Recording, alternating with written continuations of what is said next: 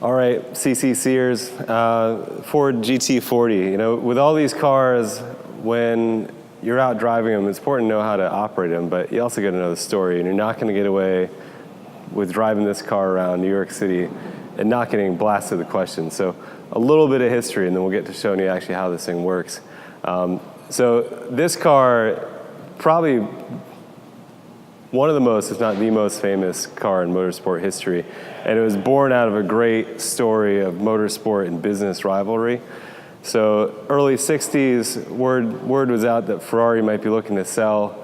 Henry Ford put several $1 million into some due diligence looking to buy Ferrari. And he was going to move forward with the deal at the last minute when he told Enzo that he couldn't be the head of motorsport and he didn't want Ferraris competing with Fords on American soil. Ferrari pulled the deal, and one of the biggest business and motorsport rivalries blew out of it.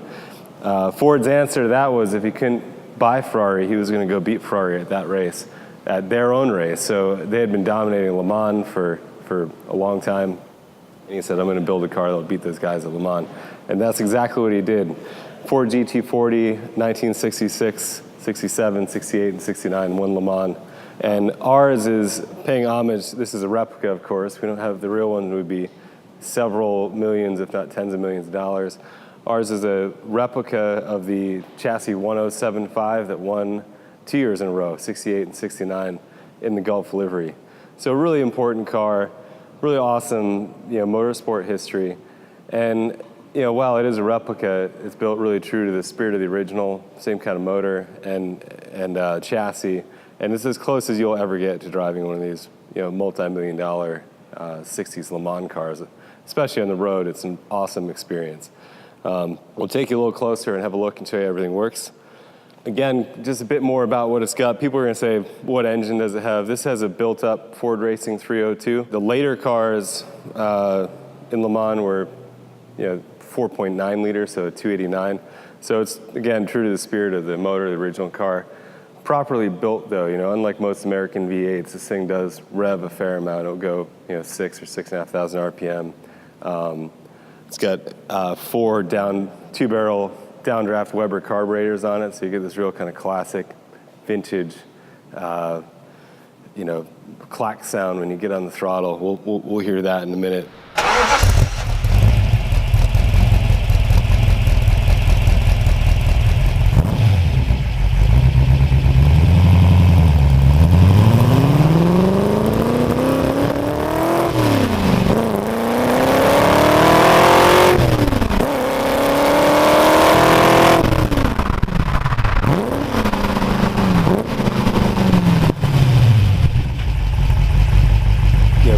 Big fat tires, lots of grip, and it's just you to the road and the steering wheel in hand. So it's about as direct as you can get. Before we get in the car, really quickly, basic stuff.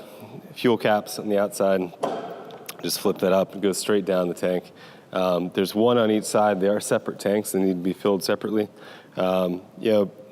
This filler does a 90-degree turn directly below here, so you don't want to pour fuel in too quickly. It will kind of gurgle up. You got to take it easy and go slowly. So even if you're in New Jersey and the guys are trying to pump it for you, get out and try to help them so they don't flood the thing with gas. Now we're going to take you inside and show you how everything else works. So this car, far and away, is going to be the most unique driving experiences you have at the club. With that, everything about it is a bit different, requires a bit of handling, and it's not the car to take the fiance for a romantic weekend away, to the beach. There's no luggage space. It's hard, fast, loud, uncomfortable. It's everything that makes a sports car good. This is the most extreme part of it. So take it on an occasion where you can just go out for a day, with a friend or someone who's really into this stuff and go driving some great roads up to Bear Mountain and bring it back. The weekend trip in this car would be a brave move. It can be done, but just know what you're getting in for. Getting into it, massive sills. The fuel tanks are on both sides, so you have to step over the fuel tank to get in. That's why the doors are cut out so far. When it comes to starting it, this is your security system. There's no locks. So this is the battery kill switch, and you put it in here, turn it to the right to give the car power.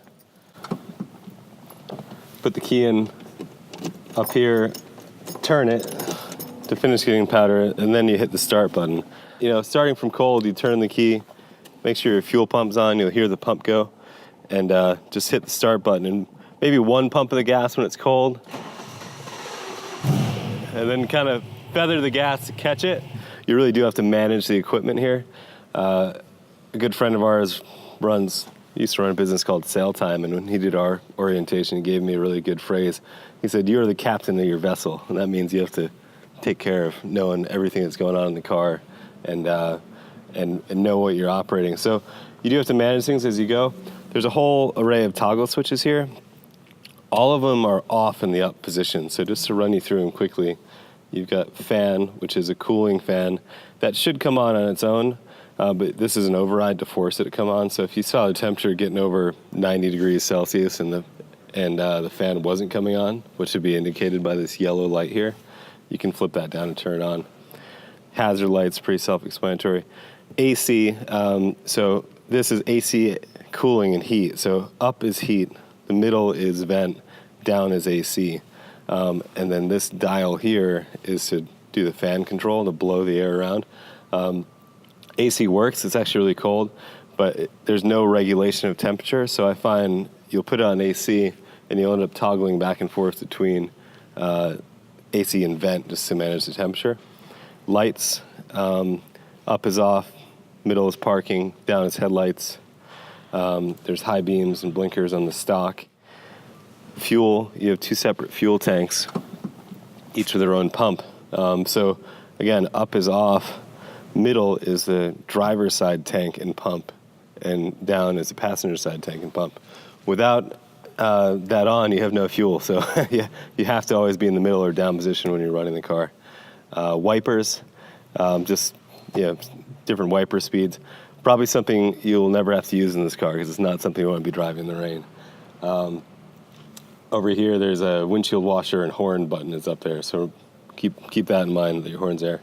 So rear view mirror, pretty pointless. I'm just looking at the velocity stacks in the motor. You can't see anything out the back of this car. So when the ignition's on, you push this button and a little rear view display will come up. We have a rear view camera. And it's actually pretty useful just going down the highway knowing what's around you, because these mirrors are pretty limited and the visibility in the back is non-existent. Gearbox, it's a 6-speed gearbox, normal H pattern.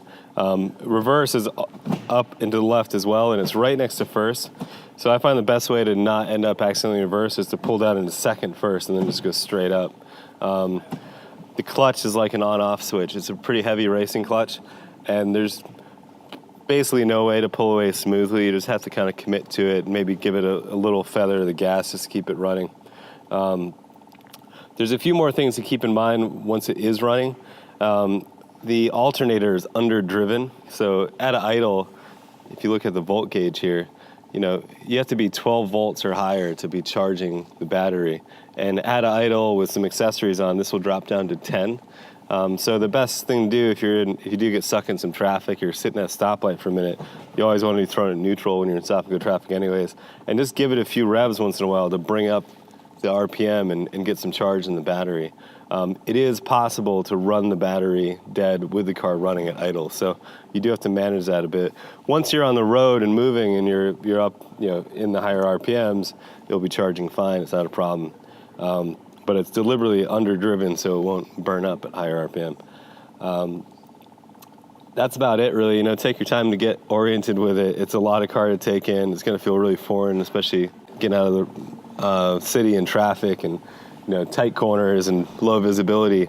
But once you get out on the open road, it's actually a pretty nice car to drive. Everything's solid, direct. It doesn't shake around.